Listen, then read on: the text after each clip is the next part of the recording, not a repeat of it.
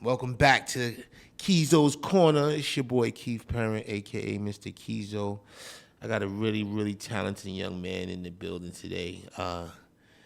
He's done a lot of great things. I met him years ago. We haven't seen each other in a few years, but it's good to catch up with him, especially since he's just continually just doing some really great things out there. I want to welcome to the Mr. Keeyzo's Corner show, Moses Verneau. Moses Verneau. Verneau. Yeah, nah, so it's all good. Verneau. Okay. Moses Verneau. My bad. What's good, people? I just asked you how to say it and still messed it up, right? That's it's crazy. All love, man. What's good, people? This is Mo. Y'all might know me better as Ray from Money and Violence. Yeah. That Money and Violence, man, that was big, bro. Like, that was big. Like when I saw you last time I saw you, we was talking about that. Yeah. And my thing was, at that time, I was moving around so much that I could only watch clips. Mm-hmm. Like I couldn't finish the day. I was like, God, I got to keep going back and trying to catch it. But, he had a couple of my boys in it. Yeah, big stuff. Yeah, well, it's on Tubi now. You know what I mean? Seasons 1 and 2, we just re-released it on Tubi. So you have the opportunity, to binge that. Okay. I mean, that's what everybody's been doing. We've been on Tubi since Saturday night, and in 4 days, we've made it to like #1 on a couple of their lists. We're #1 in crime TVs. We're #1 in dramas. Wow. That's great, all in 4 days. So. I want to thank the people and I want to thank the audience for continue to give us your support, and for all those out there who haven't had an opportunity to check out the show, run over to Tubi, man. Y'all are in for something great. Now I know you've done your own editing, so we won't see the crazy Tubi editing. No. And listen, you have to understand that originally this is a show that had debuted on YouTube, right? And I had no background in film whatsoever. Yeah. So when you watch the first episode of Money and Violence on YouTube, that was the first time I had ever been in front of the camera because I'm the lead. Right. It's the first time I had been behind the camera because I was the director as well, And even on the editing side, that was the first time I had ever edited. I learned how to edit off of YouTube tutorials. But with this re-release on Tubi, it's remastered. Okay. So... Because the first time around, I didn't even know what color grading was till the 12th episode. You understand? So this time it's remastered. It looks a lot better. Everything, the sound, everything. So, check that out. Yeah, no, that's dope. That's dope. And I love, like, the production side of it. I was very instrumental in helping us get into a lot of these videos and TV shows and some movies even. So I always liked the way things were structured in production. Mm-hmm. You know what I'm saying? Of course. You got the director, you got the AD, you know what I'm saying? You got the DP, So all of these guys, I sit around and watch what they do, and I would ask them all the time, like, yo, what are you doing? And how, DP, what do you, and they would tell me all that stuff. Like, what's the funny thing? As a viewer, I had never understood how important the director was until I played that role. Mm-hmm. A lot of times you ask yourself, how come this actor that I like acts at a certain level in this movie, but on this movie it seems like it's not the same. Mm-hmm. You understand? And what I came to learn is how big of a part the director plays, right? Because the director is the one that gives the actor the direction as far as, no, I think you need to do that with a little more emotion.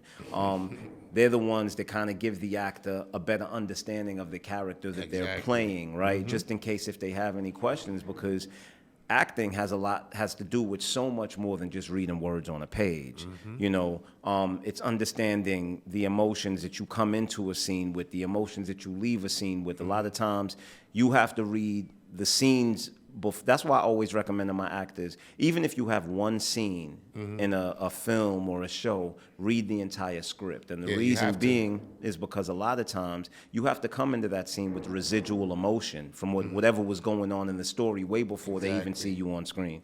You know, so there's a lot to it, man. No, I definitely had my little taste of acting. So exactly what you're saying is so true. You know, when I first started, I used to just go read the line. What the hell I need to read all of this for? And then, you know, a couple of the cats that I was around that, you know, knew I was getting into trying to do something else was like, hey, let me school you. Let me tell you, you got to read the whole script so you know what everything is about.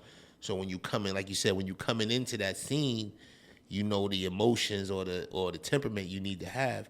I remember one time I did this movie out in Palm Beach, Florida. Flew all the way out there, and I read the whole script, but the way the guy wrote it, the director wrote it, it didn't have no, like, you know when you get a good script. Yeah, You it was know, flat. It was yeah, flat. it was kind of flat. So I went up to him and I said, hey, do you have any, you know, direction for this character? Like, I knew how I wanted to play it, but I just wanted to hear what he said. You know, if he had any. You were looking for some type of guidance. This man said, just go ahead and knock it out. I said, knock it out? So I went up there, and I think, I'm trying to remember who I channeled it from. I went up there, and I forgot who I channeled it from right now, but it was more or less, let me go up here and be like, because Rudy Ray was in it. Okay. You know, Rudy Ray Moore. Yeah, like, yeah. You know, so I went up there on some, you know, kind of like 1970s, Yeah. late 1970s, 80s type of presenter. You know what I'm saying? But, you know, the movie. But that's exactly what you're supposed to do. I mean, a lot of novice actors, you know, especially when they audition, they start at zero, right? And then they escalate as they go into the scene, but not understanding. There's so many questions that you need to ask yourself when you're reading a scene. You know, simple questions you should ask yourself. Okay, the two characters in the scene, how long does it seem like they've known each other? Because if they knew each other for a year, you would act the scene out differently than if they knew each other for 30 years. You know, you should ask yourself, what type of relationship do they have? Is it intimate? Is it platonic? Is this a business relationship? Because all that changes the way that you deliver the dialogue. You know, there's so many questions that before you even begin memorizing the lines or memorizing the words that you should be asking yourself, you know, and I mean, these are things that you learn through experience, and these are also you things gotta that go through it. Yeah, and when you or when you have a great director who's giving you great direction, these are the things that, you know, they should be telling you. Yeah, I'll tell you another story real quick, because I got stories, bro. I'm gonna tell you, you know, I might have to come to you to help you write some of my stories, no you doubt. know? But I had an acting coach, great acting coach. He did a lot of great people, a lot of celebrities. And I know me and Damon wound up, you know, hiring her for you know, some lessons. So I think it was maybe around the third or fourth lesson, I did something. I said she brought a guy in to kind of act with me, and then we had like a little tussle, a little confrontation. And when I was done, she was like, "You got it, you got it." I was like, "God, what? What do I really? You know, I'm Denzel now." Like, so she, you know, she was trying to put the confidence in me, but I didn't feel it. You know what I'm saying? Like, I knew that I was like, yeah, I might be getting it, but I ain't got it yet. Well, you know? Listen, there definitely is such a thing as natural talent. And the one thing about those who are talented is they're the last to realize their potential. Right. As an artist myself, I think that that's a great mindset to have, although, you know, you want to have the confidence because that exudes in your performance, but in the same breath, you don't ever want to believe that you're the greatest there is, because the journey is lifelong, and the key to the journey is to continue learning. Once you think you're great, then there's nowhere to go. Right. You know, true. so That's a great statement. But I didn't, like, at the time, I knew I killed the scene, but I was like, I felt like I had so much more to learn. You know what I'm saying? Of course. So what happened was, I had 10 lessons or 8 lessons. I never got another lesson. She just was like, you got it, and that was it. And I was like, girl, I paid you for 8 or 10 lessons, and I only got 3 or 4. But what's funny was when I went to do a short film called Gully with Tyson Beckford, my boy Sheik Mamu Bey, Stu Large, Positive K. Okay. And then my other boy from LA, I forget his name, but he's cool with Marky Mark and them. It's slipping me right now. But I did that, and we did it in Harlem, right? Now, I watched Sheik act, and I was like, this dude is talented. Like, this guy's on it. Like, him and Stu been doing it for a while too. So Stu, him and Stu were kind of going at the scene together. And I was like, this dude is good, So I ran into Sheik a few years later, and I was like, yo, what you doing? What's good? He was like, no, I'm teaching now, Like, you should come down. You still acting? I said, yeah, here and there. He said, come down, sit with me. I ain't even going to charge you all that money. Just come sit with me, and then if you like it, we work something out. So I was like, all right, cool. So when I went to him, he does method acting. Yes, that's that's another thing I was going to tell you is that she may be, that other acting coach may have been honest enough to tell you that I think that this is all that I can teach you. It doesn't mean that you can't learn more. It's just that I've taught you everything that I can teach you. Right. And at this point, maybe you need to go find someone else because there's so many different methods of acting, know. So she may have felt that, okay, he has it down pat as far as my method. Now he needs to go learn the Meisner method or the method acting. You get what I'm saying? No, I feel you. Because I know I went to him, and when I sat there and he was talking, start with the gibberish, and I'm like, what is this? Like, but the first couple of classes, I was like, oh, this is dope. Like, it kind of gets you into the whole mood. But when they first tell you that, start with gibberish. You're like, he sit there, mumbling at each other, but you're getting into the character almost because you already read the script and you know what it is. But I remember a scene he did with me. He said, you have a young lady, your girlfriend, she left you for another girl, right? Sit on that, marinate on that.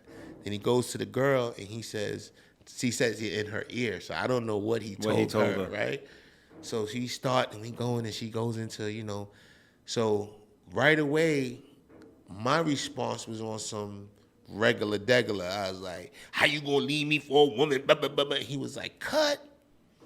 He said, now, that's some regular ish. Yeah. You know what I'm saying? Yeah. That's a regular He wants you to go below the surface. Yeah, he said, you ain't even think about it. He said, what you should be asking is, what did you do that made her go to another woman? Anger is, and I always tell people this, anger is a surface emotion. Right. You understand? And anger is never the true emotion. There's always an emotion under it. Right. It could be disappointment. It could be embarrassment. Yeah. It could be envy, jealousy. Anger is just it's surface. Anger is the emotion that hides the true emotion. Yes.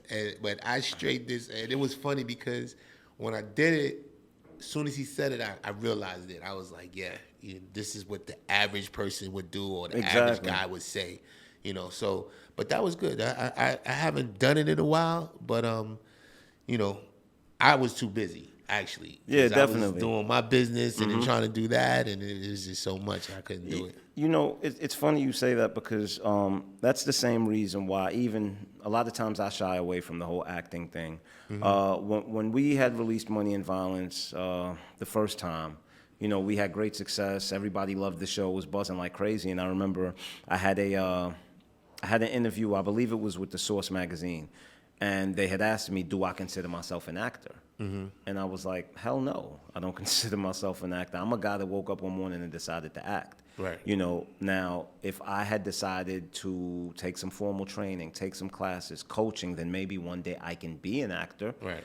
But me standing in front of a camera lying does not make me, because we're all playing pretend. I mean, since we were children, kids play pretend. Does that make them actors? No. Right. I could put a Band-Aid on your leg. Does that make me a doctor? Hell no. Yeah. But if I went to school and trained and came back and put a Band-Aid on your leg, then that makes me a doctor, true, you know? true. So I just have a lot of respect for the craft, man. Yeah, and I developed a lot of respect for the craft once I got into it, because everybody used to be like, yo, you should be on TV, you could act, because I was going to get the... Back in the days, I went to audition for 106 in Park. Okay. Right? So... That would have been interesting. But me and Free was in the back room together, and they were so, enamored with me and how I was, I looked at the board, they showed me a big play card and like, listen, I need you to read this and that. Okay. They said, you don't need to read it? I said, I read it. I said, I'm putting it in my own words and I'm gonna spit it out. He was like, oh, okay, go ahead. And I was doing that back to back. He was like, they kept writing stuff on it. Like, they was freaking out back there. And I'm tripping because I'm like, I'm doing good? Like, these people are bugging. So I killed it. They told me to go in the back. Then Free came in and killed it. They told her to come in the back. And then my boy AJ, who was doing parties, cheaters and all that at the time, he killed it, and he was in the back. So it was us three in the back. That's the only people that came to the back. So the next morning, Stephen Hill, the people, I think, reached out and was like, well, BET reached out and said, Stephen Hill wants you to do it, in front of him and see, in person. So I was like, all right, went down there. He said, yeah, you got Ella on the couch and, you ain't seen him in a while, or, and I just want you to create something. So I was like, I was just with Elle maybe like a couple of months ago. So I just ran everything down in my head, what we were doing and what, so I just got on there, like, boom. He was like, oh, man, hey, let me talk to you for a minute. He was like, listen, I got this position for you, man. You want it. It's here for you to take it. And I was like, all right, let me go discuss this with my people just to make sure it can work out. Yeah. But the hours, so it was, theirs was, I think, 11 to 7, and we get to work at 10, and I was just like 10 to 8. Schedule and conflict. So I was like, if I do it, I'm not gonna know what's going on with the business. Exactly. You know what I mean? So I declined it, but I really wish I would have took it, because I think I would have still been able to work it out, because I would have figured it out. Yeah, I mean, but at that time, I couldn't see that far. And that's always my outlook on things. I always say jump off the roof and figure out how you want to land on the way down. Because we're ambitious. We're ambitious people, and the truth is, no matter what we're juggling, we're gonna figure out a way to make it work. But in the same breath, you also have to protect what you value. Yeah. So if your business is important to you, it's like, okay, this here is mine, and that's always my thing. I'm gonna protect the thing that's mine. That was my sentiment, rather than protecting what someone else's. You get the money. The money was good, but it wasn't nowhere near what I was getting at the time. So I was just like, okay, do I go over here and get this money and then not know what's going on over here at all? But also at the same time, I mean, I'm sure that because when it comes to entertainment, and that's why it kills me when people be so focused on money, especially at the beginning, because what the exposure could have done for you as well. You know what I mean? Because we're ambitious, like I said. So a lot of times, you want the opportunity simply because I know what I could do with this opportunity. No. I know what I could leverage this into. You know what I mean? So it's like, all right, the money's cool, but what I'm gonna turn that money into out of this opportunity, that next check is gonna be crazy. I didn't think that far down the line. I think I was like 29 or 30. Yeah. Because this happened when 106 Park came on, I think in 2001. That was like 2001, yeah. Something like that. I think I was like 30 years old, and then, I had just seen my first million, you know what I'm saying? So I was like, oh, the checks is looking lovely over here, and he told me, he was like, listen, this is what we're going, because I asked him, I said, well, what would be the pay? And he kind of gave me, well, we'll give you this per episode. I don't remember exactly what it was, but it was a nice little something per episode, but I was like, shit, I see that. You know what I'm saying? Like, I see that all day. Like, you know what's crazy hearing you say that, man?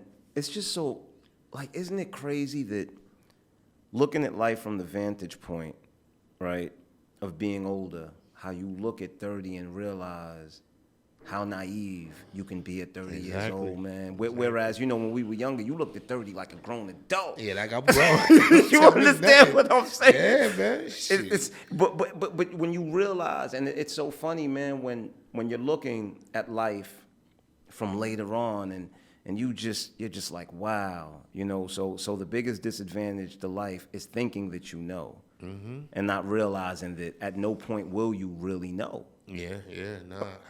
I look at, because, you know, I used to be a hothead, you know, and it was a little because of my upbringing, and it's the way I came up, and I just harbored this anger, because I didn't realize this until later on in life. Like, why are you so mad? Why do you come from I'm about to, you know what I'm saying? And then I know Damien used to always tell me, he was like, yo, he said, you really smart, man, but you got to get out your own way. And then he told me this for a period of over 10 years. So when he kept telling me this, I'm like, dude, like, what the hell? What's wrong with you? Like, why you keep telling me the same thing? And then he's like, I'm just telling you, bro, if you get out your own way, man, you're going to go far. So one day I sat down, I was going through some stuff. I sat down, I said, how am I in my own way? Let me see. Let me, you know, run back some of these scenarios. Oh, yeah, I could have did that a little different. Oh, I could have reacted, you know, a little calmer over here. And, you know, so I start looking at all these things, and then I was like, you know what? What's wrong with me is I got a pride issue and I got an ego issue. So in order for me, especially later on in the years, especially when the business started going down and we were trying to figure out what else to do, I was blocking my blessings, because I was like, okay, I got this situation over here, but what are people gonna say? Because it's not up to this level. Yeah. Nah, I can't do that. So let me get something better. And then you chasing this thing because you worrying about people and what they're gonna say and how they're gonna the illusion. react. You know, it's like I always say, man. I always say, like, never see yourself through the world's eyes, because the world does not know you, right? And the world is things always look bigger from the outside, looking in. But in the same breath, this is why I always say that fame is like, it's like a false sense of flying. And the reason it's like a false sense of flying is because you're over everyone. Right. But you don't realize that the same people you're over is who's holding you up. Nice. You know what I mean? Yes. But at the same time, you have to get yourself, like, I don't give people that power. Right. You know, I don't define myself by any of these accomplishments, man. I'm so comfortable in my own goddamn skin, you know. And I think I am too. I just think that, you know, when you get to a level we got to. Oh, yeah, definitely. It was crazy. No, bro. definitely. Like, and I was sitting there like, I think I was the most humblest one out the crew, but it was just, you start to get, I don't even want, what was the right, we get caught up in and not in a way where you're just. But this is, like, but you begin seeing yourself the way the world sees you. You know, because for me, it's that constant reminder that you're human. Yeah. You're human. You're human. You're human. And even if they don't remember that you're human, you never forget it. Yeah. You know, and it even goes back to, like, what you were saying as far as, you know, growing up in our neighborhoods, right? Because for me, when I got to, like, my late 20s, I came to this epiphany, right? And the epiphany was, yo, I can't thrive in the real world operating off the rules that I learned growing up in our neighborhoods, right? Because it misleads us and brainwashes us into thinking that things that aren't important are important. You know, so it's that reprogramming. You know, it's like you said, like carrying that anger. You know, because you grew up in a neighborhood where if a dude looked at you for more than 3 seconds, it meant he wanted to do something to you. You better have a 1.5 second, you know, stare down. You understand what I'm saying? Yeah. So and also, you grew up in a neighborhood where if you walked into a room and spoke to somebody you didn't know, that's a sign of weakness. It means you're afraid. You get where I'm coming from? And I had to go through this transition because when it turned to business, and, you know, my manager's like, yo, bruh, networking is important. Like, we walk into these rooms, you have to talk to people, you know. And I'm like, I don't know these people. And he's like, nah, bro. Like, Yeah. it's not that world anymore. This is a totally different I know world. exactly what you mean. You understand? And it's that reprogramming, man. And I just want to say that as much as I love our neighborhoods, because although we go through the struggle, it gives us a level of toughness. It gives us a level of strength, you know. But in the same breath, man, there's certain parts of what our neighborhood's ingrained in us that we have to shed once we become grown adults. No doubt. You know, because I remember getting to that point in my life where I just had a aha moment. I was like, listen, I'm gonna let go of this, and I'm gonna let go of my ego. I'm gonna let go of my pride. And then I'm going to start over because I had to reinvent myself.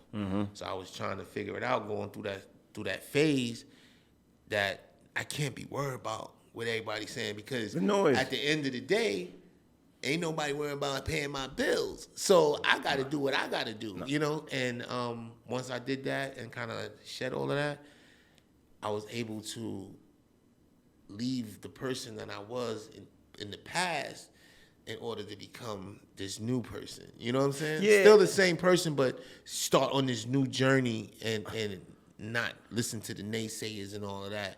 And it's worked out for me, I'm telling you. And when I'm telling you it worked out for me so well, it just let me feel much more free. Like, I don't care what nobody talking about. I don't need to drive whatever car you think I'm going. I can do whatever I want. I'm comfortable. I don't have to worry about nothing. You know what I'm saying? And I don't listen to nobody no more. And even me, I still do things where, you know, we were having a discussion earlier. I said sometimes I had to run the lights. Sometimes I had to run the cameras. Sometimes I had to run the board. Exactly. And sometimes I had to run them all together. You know, but if I don't do that, I don't capture what I need for my business so that you can see years down the line how we started, the things that we started, the little equipment that we had, you know, how small the office was. It's the journey. I mean, to me, that's the beauty of it, right? Because how do you know the value of being able to delegate other people to run what you have if you never had to run it on your own? Yeah. You understand? Like, and also what it does too, it helps you be able to even relate for the people that work for you, because at the time I was doing what you're doing, so I understand how hard it is, and I'm grateful for you, you know, and I appreciate you for doing what you do, because I know how much it takes. You Like get even the delegation part, it was like when you said earlier you understood my business partner, because when we first came into the business with FUBU, we were doing the shipping, the packing, the this, the that, the folding, blah blah. We were doing everything. So when it was time to start delegating, it was like, wait, you doing shipping? That's usually my job. I do the shipping around here. He was like, nah, keep doing. You gonna worry about it. You gonna be the face, and you know you guys are gonna be the face. So we'll take care of all this little stuff. But it's almost like it's so much your baby, of course, that you don't want to part with it. But you know, we were blessed to have a great staff, and we put a lot of people in positions to take us to that next level. But you know, this journey with you, man, I'm so proud to just see you in this position right now. You know, thank you, man. Thank you. You know, and like we were the first to sort of pioneer the urban web series. You know, and one of the proudest things for me is the fact that we kind of gave people the courage to pick up cameras and go out there and shoot their own narratives. For a long time, you know, the people in our neighborhoods they considered two things pretty much the way out, which was sports and entertainment. You know, as far as music.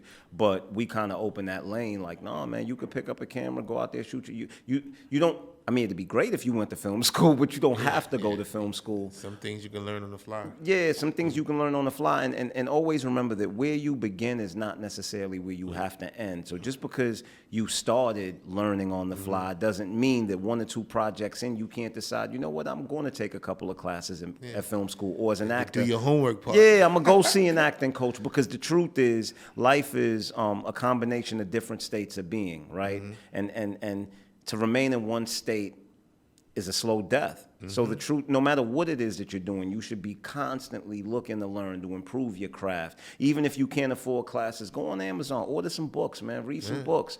Listen, I use it for everything. If I don't know how to open my my car key to change my battery. I'm doing my homework. Yo, bro. If my wife sit there and said, boy, I got a taste for some garlic fried chicken wings. I'm on YouTube trying to figure out who got the best recipe for, like, I always do my homework, bro. And I always try different things. You know, even with this, like when we started this, it was like my partner, he came to me, he said, yo, bro, like, you ever think about doing radio? Now, we've done the record company, you know, back in the days, but that was like a wash. Like, we was just dumping money in it, and we went gold, but I never got a check for anything. Yeah. Like, I just was paying things out. It was more because y'all wanted a record company. Yeah, because they wanted a fashion company. So we wanted to, you know, try to figure it out. Yeah. You know, like they was coming into our lane. So we was like, yo, we think we hot enough and we know a lot of people that we can come in there and do an album. And we did a great album with all original music. And I remember that album. You know, all of that. That album was dope, too. But, man. you know, just going through all of that with the record company, I felt like, okay, radio might be a little different. I don't have to deal with no artists. I ain't got to pay no rents, and I ain't got to, you know, I ain't got to do this and photo shoots. And yeah, when we get to that point, yeah, we'll be okay to start doing all of that. But I remember him coming to me and was like, yo, what you think about it? And I was like, first thing I was like, and then I was going through some stuff at the time. I was like, man, we got to get an office. We got to get equipment. We got to get people. We got to pay this. We got to get insurance. And, like, everything just started coming in my head. And I was like, he was like, no. We don't need all that, man. We just need this little box and a couple of mics. And so when you look at the journey, I got this little board. I don't know nothing about audio. You know what I'm saying? So Yeah. I could only record 2 people. So if another person was there, and if they didn't speak loud, then I learned the thing about them being on the same channel. So if you're speaking louder and they speaking louder, they can't turn it up. They can't turn up and down. So I was just like, okay, this doesn't work. But for me to get to the next step and to the next step, then I started liking it. I was like, yo, this is kind of dope. Like, this is, you know, I can program my own music. I ain't got to listen to what everybody else listening to. You know, I got to have different personalities on there talking about whatever. And then we built it for upliftment and encouraging. You know what I'm saying? Like, I spotlight people who are doing great things in the community. I spotlight people who are doing, you know, who doing business and that you know, they're upstart and they just trying to get up and, you know, they might not have the platform to promote their business. We do celebrities, you know, we do all kind of people. It's not just, you know, celebrity gossip or, you know what I mean? Yeah. I tell people how to get money, grants, and all kind of stuff on here. So The way I see it, man, it's like highlighting people who had the courage to take that first step, right? Because the scariest thing is the first step. Like even with me, because as you were speaking, you know, with the whole the little box and the beginning of this, like, it had me thinking, because like we do a weekly podcast as well called Brooklyn Boys Radio on YouTube, and it was an idea that I had for probably about a year or two, you know, and I was trying to get everything perfect. We were looking for a set. We were looking for, you know, background. We were looking for the equipment, this. And I mean, we were 2 years into it and hadn't done it yet. And one day, you know, I just called my partner and I'm like, bruh, we got to do this podcast. And he's like, yeah, we do, but we got to get everything. I said, no. just start. We're doing it this week. He's like, we're doing it this week. He said, where are we shooting it? I said, bro, we just going to shoot at my crib. And he was like, you want to do it at your crib? I said, we just need to get started. Like, step 1, we'll figure it. Once we take step 1, we have to take step 2, then we have to take step 3. Yeah, that's and how that it week, is. it's so funny because once I said we'll do it at my house, then like 2 days later, he called me. He's like, yo, we don't got to do it at your house. I found a set, you know, where they going to let us shoot at, whatever. And then from there, like, everything just manifested. You understand? But it's like I said, you know, jump off the roof and figure out how you're going to land on the way down. The scariest thing to take is that first step. But I can guarantee you, once you take that first step, man, that momentum is just going to continue to go. You know, you got to put yourself in a position to perform. Yeah, you're definitely right. And you also, to segue from that, you also write for one of my greatest shows on TV right now, the Godfather of Harlem. Yeah, Godfather of Harlem. Shout out to Marquand Smith and Chris Brancato. Yeah, Marquand. What's up, Marquand? What's That's good, my boy? guy. You know, so, but my wife, she's always like, Godfather Harlem came back on. We like, you know, and then I know with the strike and everything right now, it pushed a lot of stuff back. You know. Thank God the strike is over. Yes. You know, so but I'm looking forward to the new season of that. You know what I mean? Yeah. I mean, Godfather Harlem, great show, man. Great show. The clash of civil rights and the Harlem underworld. You know, you got the Italian mob, you got Bumpy Johnson, you got Malcolm X.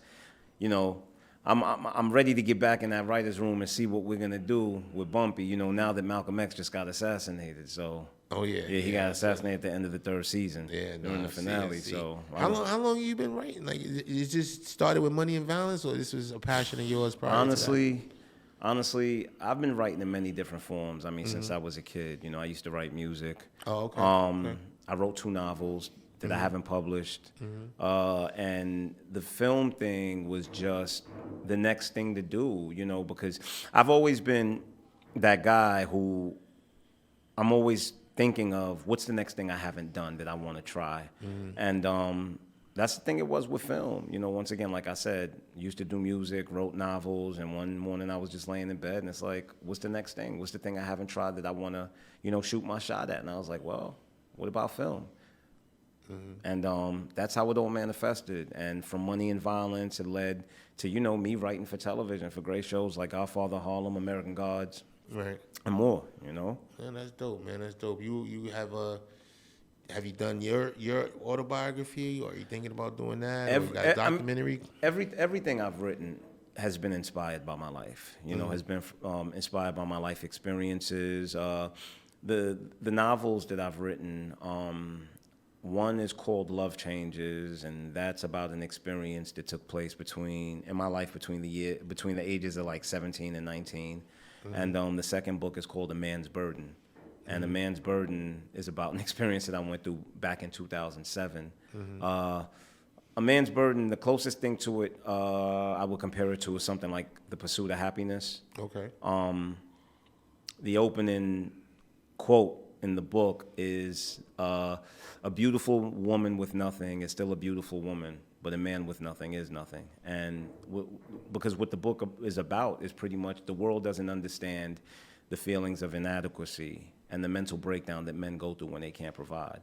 Yeah, no, that's deep. Yeah, people don't, like, people are and it's something that you don't share. Don't share that. Yeah, that's something you don't just share with everybody. Only your close friends know yeah, what you're really going through. So what the story's about is, I don't want to get into it. I don't want to. You ain't got to give it up. But, because I'm not releasing the book as of yet. But I'll just tell you. All right, quick synopsis. What the story's about is, it's a guy down on his luck. It's during the financial crisis. You know, back in 2007 when before the bailouts and everything. It's a guy who's engaged. He has a fiance. His fiance, and his child live together. His fiance's been out of work for about 4 years. Because she worked at a brokerage firm that went under, and a lifestyle that had been birthed on their 2 incomes, he's been supporting with just his 1 income, right, over the last 4 years. And it gets to a point where he's backed up a month on rent, car payments due, car insurance is due, and he wakes up one morning, he goes to rob a bank. Right? He literally wakes up one morning and he's just like, he needs some air. He's going to go for a drive. He sees a bank and he goes and robs the bank. And at the beginning of the book, there's a question that's asked. And the question is, where do I draw the line between survival and responsibility? Right? And by the end of the book, because the book spans 5 days, it's from the time he robs the bank. He gets caught 3 days later by the police, and he's on Rikers Island for 4 days, and then he gets bailed out. And the book ends when he leaves Rikers Island that night and makes it home before he enters his home. That's when the book ends. So the question at the beginning is, where do I draw the line between survival and responsibility? And by the end of the book, what he learns is the answer to that question is self-preservation. It is my job to die for my family, but it is not my job to willingly kill myself for my family. No, that's deep. I know that's gonna be a great book. Yeah. And you've had some interesting stuff, man. I'm looking forward to this, man. I'm looking forward to reading your books and seeing the new season of Godfather. I know you're gonna kill it on TV. And once Money and Violence is on Tubi right now, seasons 1 and 2. You know, for those who have seen it before, go refresh your memory. Go get yourself reacquainted, because the plan is get us the #1 on Tubi, and that's going to put us in a situation.